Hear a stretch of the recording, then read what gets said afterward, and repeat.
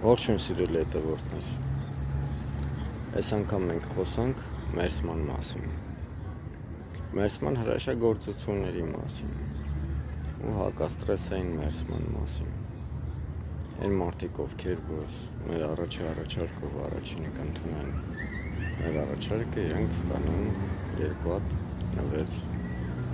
մերսում։ Դա ինչ է ենթադրում իրանից։ 2 անգամ մարդը լրացուցիչ մերսում կստանա։ Ուրեմն մենք խոսելու ենք ինչպիսի պայմաններում է պետք մերսումը, հա? Դրա մասին ենք խոսելու։ Ինչպիսի առիթներում կարելի է դա նվիրել հակաստրեսային մերսումը եւ ինչ նպատակով են դա անում։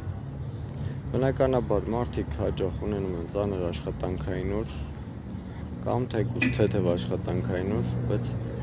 ծանր խցանումներ, սննդային թունավորումներ կամ պարազիտ վարքագիծ իրանց կողք։ Այսպիսի բաներ։ Եվ մենք եկավ շարունակությունը ուսանք։